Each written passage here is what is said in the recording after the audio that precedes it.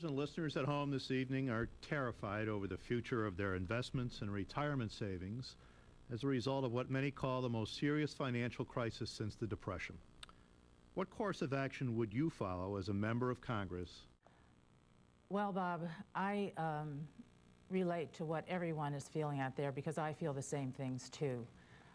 You know, the Bush presidency passed a series of tax cuts for fiscal stimulus, and you see how that fiscal stimulus package has worked for us. I was asked this last week what I would have done in terms of a vote on the bailout, and unlike my opponent, I told people right away I would have voted for that bailout because I didn't see it so much as a bailout of Wall Street, but a bailout of Main Street. I think what's going to be important going forward is to make sure that the bailout package is implemented appropriately. We have to be sure we get money to our banks to loosen up credit. We have to be sure that we have a mechanism in place to keep homeowners in their homes. And then going forward, we have to look at how we can keep this from happening again. We have to go back and look at the regulatory climate and see what appropriate oversight needs to be imposed on our financial institutions. And we have to hold the people who created this problem accountable. Mr. Lee, on this question, you have 1 minute. What we're seeing today is something that's evolved over multiple administrations. And one of the problems we see in Washington, and that's why I want to get there, is the finger pointing that continues to go on. What we need is real solutions. And we need fiscal restraint in Congress and in Washington. The people whose savings, their 401k, their pensions are at risk, are tired of the inaction that's occurred in Congress. Congress oversees regulation on Wall Street, and it's apparent that that has failed. And both Republicans and Democrats are to blame, but you need somebody who truly understands economics who can go there and help drive that. But it's apparent that the individuals running Congress do not understand what's going on in Wall Street. We need to modify our regulations and ensure that we protect the citizens of this country. One of the things that I keep hearing out there is how can we afford this rescue plan? What are you most concerned about in terms of its impact on the people living in this district?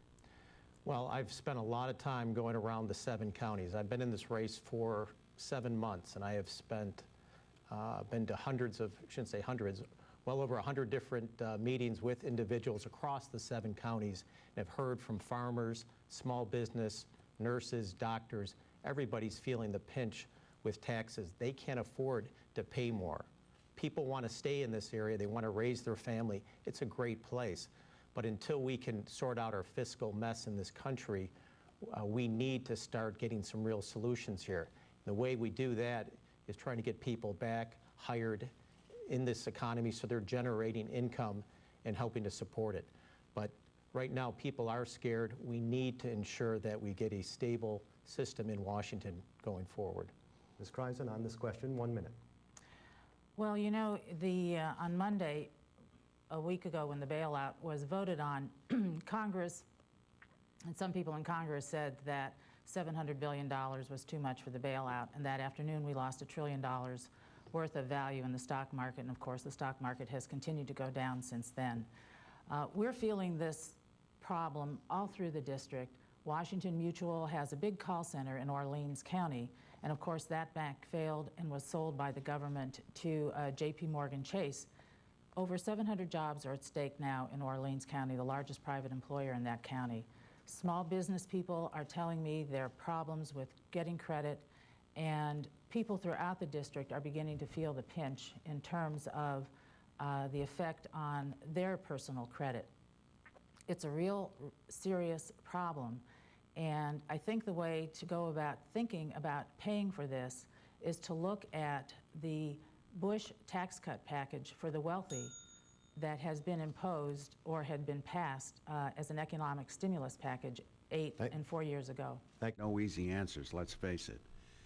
How do you think, or why do you think your experience in the private sector lends itself well to solving these problems when most, if not all of them, require political solutions?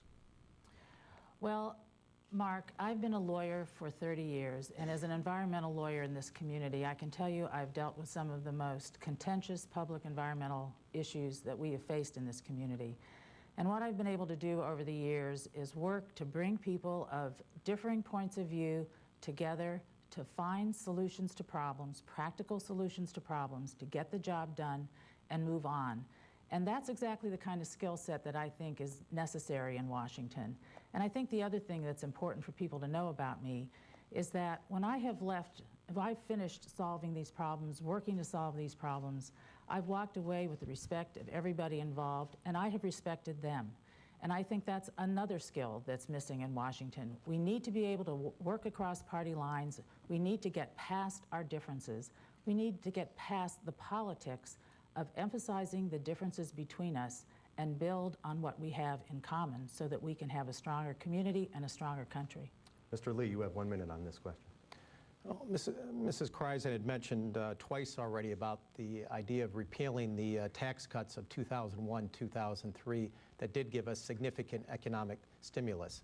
One thing I do know, if you raise taxes, there's a direct correlation that for killing jobs. Right now, we don't need to be killing any more jobs in this community. I'm focused on a couple specific areas that can immediately create jobs for this community. One is a sound energy policy, a real energy policy, where we allow drilling in this country, be it offshore, in Alaska, or in the continental United States. The big oil has made a lot of profits. Let's put those profits to work, putting people back to work in this country. We cannot afford not to do so. I am for alternative energy, for conservation, but alternative energy is not going to get us there. We cannot afford to send $700 billion every year outside of this country to pay for our addiction to foreign oil. We need to keep those dollars within our country. Mr. Lee, you kicked off your campaign this spring saying you wanted to cut red tape that government imposes on businesses. Given the current economic crisis, which many observers blame at least partly on deregulation, do you still believe cutting red tape is the best way to stimulate the economy? I do, and let me make a distinction. There's a difference between the red tape that you're seeing on Wall Street and the red tape you're seeing on Main Street.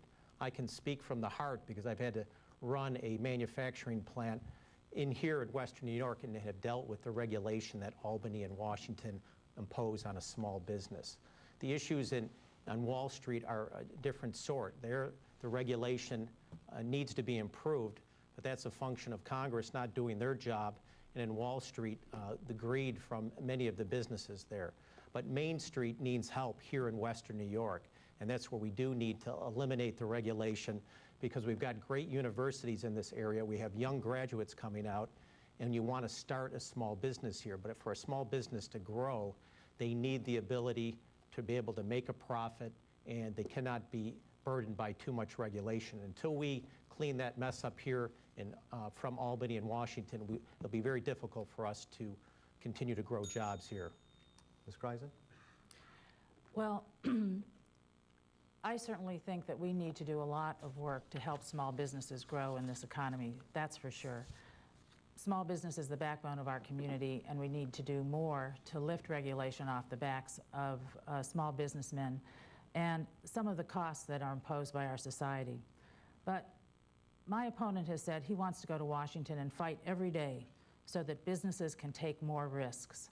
And I think that the risks that we've seen the Wall Street businesses, Wall Street investment banks take have not been good for this economy and have not been good for us on Main Street. I believe that we need appropriate oversight and regulation, and we need to have people in Washington who understand how laws work, how they can be crafted, how they need to be drafted, and how they need to be enforced.